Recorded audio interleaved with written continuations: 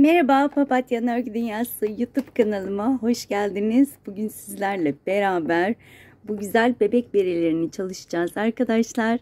Yapımı oldukça kolay ama gördüğünüz gibi çok şık duran bir model. Hemen şöyle göstermek istiyorum. Arkalı önlü. Benim elimde manken olmadığı için balonlara takıp göstermek istedim. Çünkü bu şekilde çok modeli belli olmayan bir model olduğu için bakın şu şekilde tek parça örüp dikiyoruz ve kulaklarını da diktikten sonra inanılmaz bir görüntüsü oluyor ama çocuğun yani bebeğin başına geçirince belli olduğu için ben de şöyle balonla size göstermek istedim elimde manken olmadığı için. Arkadaşlar birini 1-3 ay arası yaptım, yani 0-3 ay arası bu. Diğeri ise 3 ve 9 ay arası, 1 yaşa kadar kullanabilirsiniz. Bu şekilde bakın, hemen şunu da göstereyim.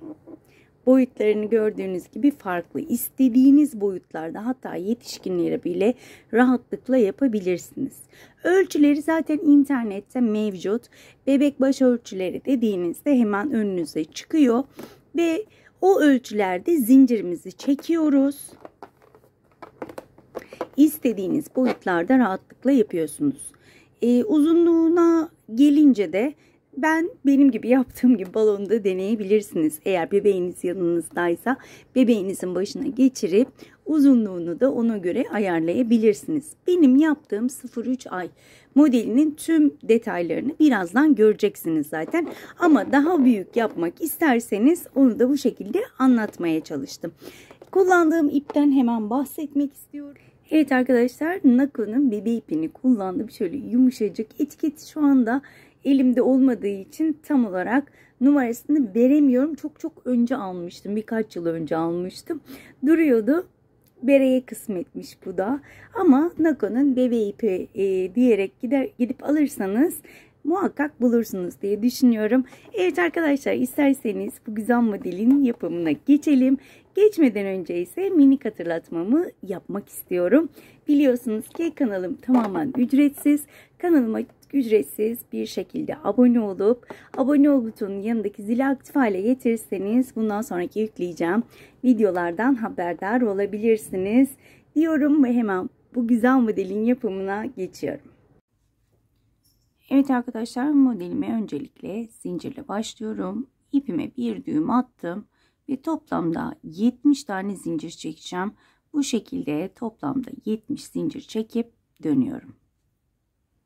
Evet arkadaşlar, toplamda 70 tane zincir çektim. Hemen şöyle karşınızda ölçmek istiyorum. Mezurumu bulamadım. Kendi mezurumu, o yüzden bununla ölçeceğim. Şöyle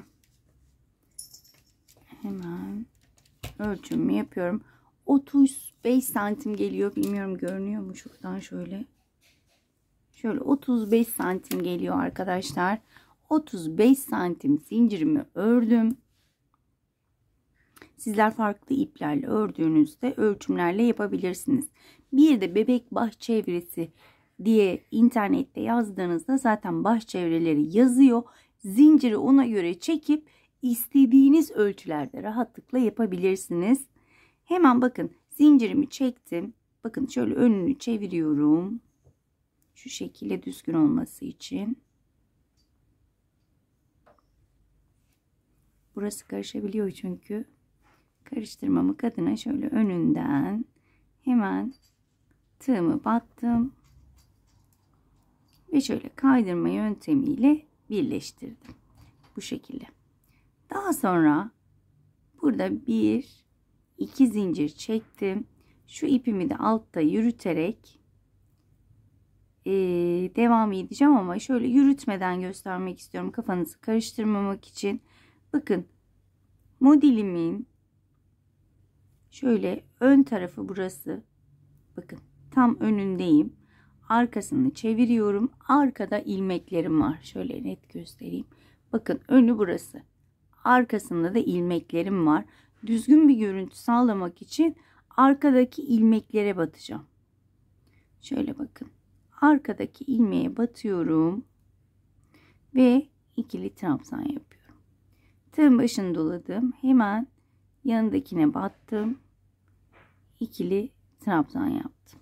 Bakın önü burası, arkasını çeviriyorum. Arkada ilmeklerim zaten şöyle görünüyor. Bakın bu şekilde. Şöyle şuradaki ilmeklere batıyorum. Ve ikili trabzan yapıyorum. Çok zorlanırsanız normal zincirlerin şu şekilde bakın. Şu şekilde içine batarak da şu şekilde yapabilirsiniz. Zincirin içine battığınızda bu şekilde oluyor. Arka taraflara batınca da bakın şu şekilde oluyor. Yine arka tarafı göstermek istiyorum. Bakın önü, arkasını çevirdiğimde bakın zaten ilmeklerim belli. Tığın başını doluyorum. Hemen önümdeki ilmeğin içine zinciri biraz bol çekerseniz şöyle kasma yapmadan hemen batabilirsiniz. Ben biraz sıkı çekmişim zinciri. Bu şekilde tek tek batıyorum ve bu sırayı ikili trabzanla bitiriyorum. Evet arkadaşlar, sıramın sonuna geldim. İkili trabzanlarımı bitirdim ve ilk çektiğim zincirin tepe noktasına batırıyorum. Kaydırma yöntemiyle kapatıyorum. Bu şekilde görünmüş olacak. Şimdi burada 1-2 zincir çektim. Tığın başını doluyorum. Ve hemen önümde duran zinciri şöyle belinden dolayarak ikili bir trabzan yapıyorum. Burada birkaç sıra lastik çalışacağız. Çoğu arkadaş lastiği biliyordur ama yine de şöyle göstermek istiyorum. İlkini önden aldık. Diğerini arkadan beline dolayarak ilmek alıp ikili trabzan. Hemen önümdekini önden beline doluyorum. İkili trabzan. Hemen yanındakini arkadan beline dolayarak ikili trabzan yapıyorum. Bu şekilde bir önden, bir arkadan. Bu şekilde sıra sonuna kadar devam edelim. Evet arkadaşlar, ben sıramın sonuna geldim. Yine ilk çektiğim zincirin tepe noktasına batırıp kaydırma yöntemiyle kapatıyorum. Şimdi artık 6 sıra boyunca hep aynı işlemi yapacağız. Şu anda ikinci sırayı yaptık. 4 sıra daha yapacağız. Burada 1-2 zincir çekiyorum. Tığın başını doluyorum. Şöyle net miyiz bakalım. Evet. Şöyle göstermek istiyorum. Bakın. Önden beline doladıklarımı önden beline dolayarak ikili trabzan yapıyorum. Şurada bakın belli zaten arkadan dolanmış. Arkadan doladıklarımı da arkadan beline dolayarak ikili trabzan yapıyorum. Tüm sıralar boyunca, yani 6 sıra boyunca bu şekilde devam edeceğim. 6 sıra diyorum. 3. sıraya geldik. 3 sıra daha bu şekilde devam edecek. Önden beline doladıklarımı önden bu şekilde, arkadan beline doladıklarımı da bu şekilde arkadan beline dolayarak toplamda ördüğümüz sıra 6 sıra olacak. Yine sıralar size ait. Daha dar olmasını istiyorsanız veya daha geniş olmasını istiyorsanız tamamen size bağlı. Ben 6 sıra ördüm. Benim için yeterlidir. Sizler dilediğiniz boyda enle örebilirsiniz. Evet.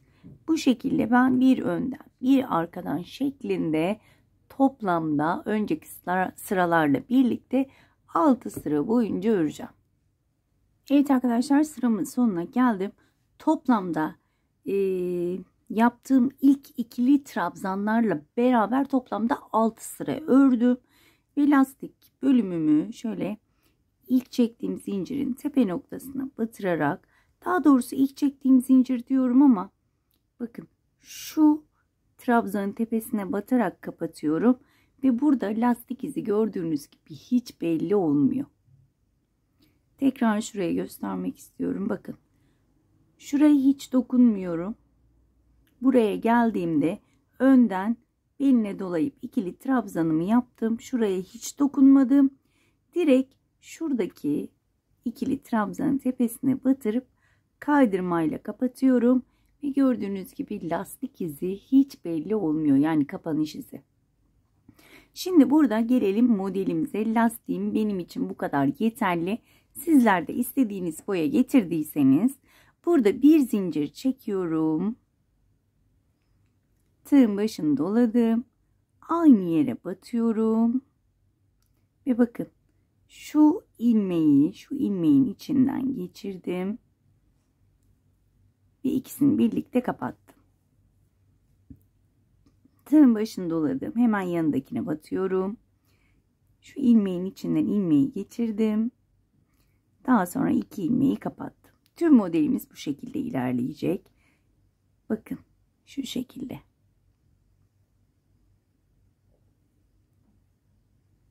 Tüm sıralar artık bu şekilde ilerleyecek. Başka bir yapacağımız bir şey yok. Sadece bu. İkili trabzanın bir değişik versiyonunu yapmış oluyoruz bu şekilde. Ve modeli de gerçekten benim çok hoşuma gidiyor. Bu şekilde. Sıra sonuna kadar devam edelim. Evet arkadaşlar, sıramın sonuna geldim. Şöyle ilk yaptığım trabzanın tepesine batırdım. Kaydırma yöntemiyle kapattım. Yine bir üst sıraya bir zincir çekerek başlıyorum. Tığın başını doladım. Ve hemen önümdeki ikili trabzana batıp aynı işlemi yapıyorum. Tüm sıralar aynı şekilde ilerleyeceğiz. Tığın başını doladım, battım. Şu tığımdaki ilmeği diğer ilmeğin içinden geçirerek daha sonra da iki ilmeği kapattım. Bu şekilde toplamda 11 sıra öreceğim. Yani 2 sırayı ördük. 9 sıra daha öreceğim arkadaşlar. Daha sonra da dikiş işlemine başlayacağız. Bu şekilde ikinci sırayı bitirip daha sonra 9 sıra daha öreceğim. Toplamda bu modelin sırası 11 sıra olacak. Sizler yine ben burada 11 sıra yaptım ama sizler bebeğin baş ölçüsüne göre kendiniz o ayarlamayı yapabilirsiniz. Ben maalesef balonla yapıyorum. Balonu şişirdim. Balona şapkayı geçirerek o şekilde ayarlamayı yapmaya çalışıyorum. Sizler de balonla da deneyebilirsiniz eğer bebek yanınızda değilse. Bebek yanınızdaysa hemen şöyle baş çevresine geçirerek ölçüp bakabilirsiniz. Ben bu şekilde 9 sıra daha örüp dönüyorum. Evet arkadaşlar, ben sıra sonuma gelmek üzereyim. Gördüğünüz gibi ilk yaptığım trabzanın şöyle tepe noktasına batıp kapatıyorum. Bir zincir çektim. Şöyle hemen beraber sayalım kaç sıra yaptığımı. Şöyle 1, 2, 3, 4, 5, 6, 7, 8, 9, 10, 11 sıra ördüm. Bu benim için yeterli. Ben 0-3 ay için yapıyorum. Sizler ölçümlerinizi yaparak uzunluğunu ayarlayabilirsiniz. Şöyle de ölçü de vermek istiyorum. Bakın.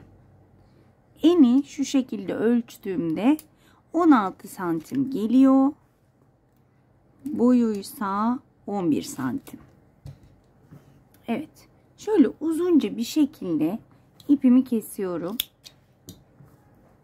Hemen şöyle şurayı iyice sabitledim ve hemen ipimi iğneme geçirip dönüyorum.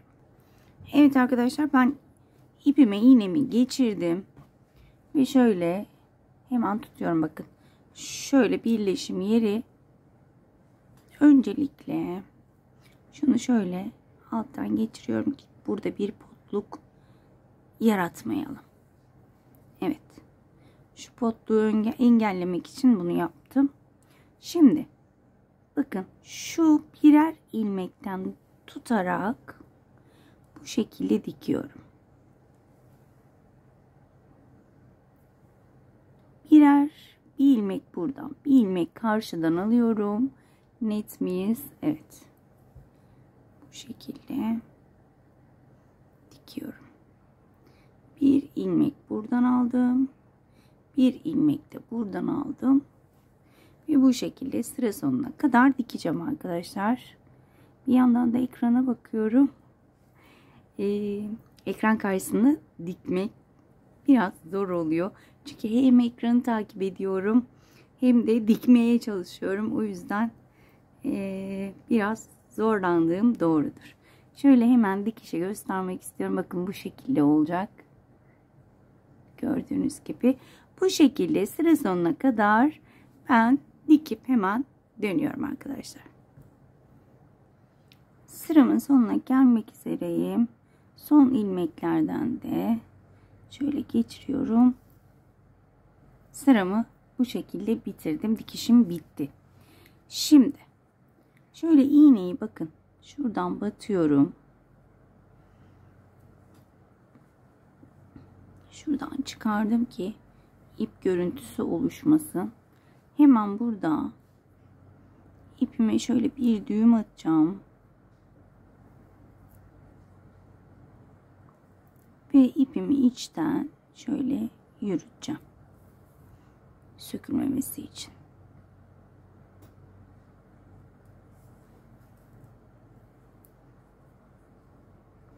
Benim için yeterli. Şurayı da saklayalım.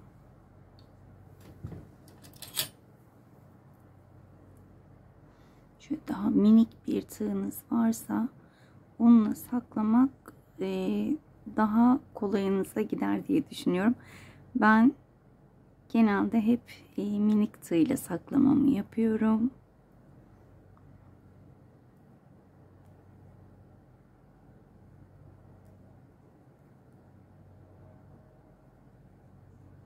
Evet. Sizler daha ayrıntılı bir şekilde saklarsınız. Şimdi şapkamızın aslında şapkamız bitti. Sadece kulak işlemi kaldı. Şapkamız bundan ibaret arkadaşlar. Ben şöyle balondan yardım aldığımı söylemiştim. Şöyle hemen balona takıyorum. Balonu da istediğim boyutta şişiriyorum. Bakın biraz uzaklaştırayım. Evet. Şöyle bakın. Tam böyle 0-3 ay arası bebekleri için ideal bir boy oldu. Şimdi bakın normalde elde çok belli olmuyor model ama çocuğun başına taktığınızda inanılmaz güzel duruyor. Şu kulakları da tam böyle ayrıntı yapabilmek için şöyle tekrar iğnemi alıyorum, ipliğimi. Bakın. Şöyle şuralardan en büyük yardımcımız böyle bu kulak işleminde balon olacaktır. Balondan yardım alabilirsiniz. Ama direkt balonsuz da istediğiniz bölümlerden dikişinizi yapabilirsiniz. Ama böyle balonun üzerinden çalışmak benim çok hoşuma gitti. Evet. Şöyle bakın tutuyorum. Tam şurada birleştiği noktalardan iğnemi taktım. Şöyle arkadan uzunca bir bırakıyorum ipimi. Şöyle şuralara 2-3 düğüm atıyorum ki şuradan şöyle kulaklar sabit belli olsun diye. Şöyle birkaç kez iğnemi batırıyorum. Böyle battığımız yerlere de dikkat edelim. Çok iplik görüntüsü vermesin. Evet. Bakın burayı istediğiniz gibi ayarlayabilirsiniz. Ben çok dikmiyorum. Yani şu şekilde dikmiyorum. Sadece şu bölümü dikiyorum. Sizler kendi zevkinize göre bu kulak bölümünü ayarlayabilirsiniz. Bakın şöyle birkaç defa daha batacağım. Sabitlensin diye. Evet.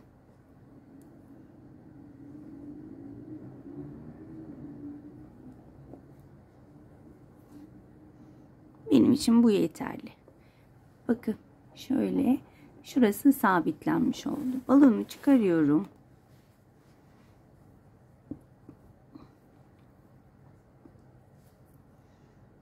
Şöyle batırdım, alttan çıkardım.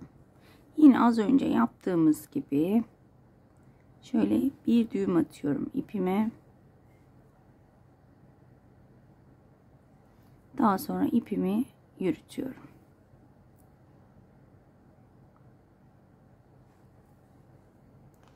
İpimi kesiyorum ve iğnemi diğer ipe geçirip az önce yaptığım işlemi diğer ipte de yapıyorum. Ve diğer kulağı da ben aynı şekilde dikip iplerimi saklayıp dönüyorum. Evet arkadaşlar, ben dikiş işlemimi bitirdim. Hemen şöyle içini de göstermek istiyorum. Şöyle göründüğünde çok bir şeye benzemiyor. Ama çocuğunuzun başına şu şekilde giydirdiğinizde inanılmaz güzel duracak. Bakın şu şekilde geçiriyorum. Tabi balonun ebatı tam yuvarlak olmadığı için yine çok da çocuğun başında durduğu kadar muhteşem durmayabilir. Ama çocuğunuzun başına şu şekilde giydirdiğinizde çok güzel, bakar mısınız? Ben bayıldım arkadaşlar. Hemen şöyle şunlardan da göstermek istiyorum. Şöyle tuhafiyeden şunları buldum. Eğer düğme takabilirsiniz. Kulak şeklinde yuvarlak koyu renkte halkalar örüp takabilirsiniz. Ya da şöyle tuhafiyeden bulduğum şunlardan şöyle göz, kulak, ağızlar var. Onlarla süsleyebilirsiniz. Şunları da ben çok hoşuma gitti. Şöyle takabiliriz süs amaçlı. Bu şekilde süsleyebilirsiniz. Ben daha sonra süslersem zaten fotoğraflarını koyarım. Hemen diğerini de şöyle getirmek istiyorum. İnanılmaz güzel. Şu minik oldu. Şu birazcık büyük. İstediğiniz boyutlarda, dilediğiniz gibi yapabilirsiniz. Umarım ayrıntılı bir şekilde anlatabilmişimdir. Umarım anlatımımdan memnun kalmışsınızdır. Bir dahaki modellerde görüşmek dileğiyle. Kendinize çok iyi bakın. Hoşça kalın.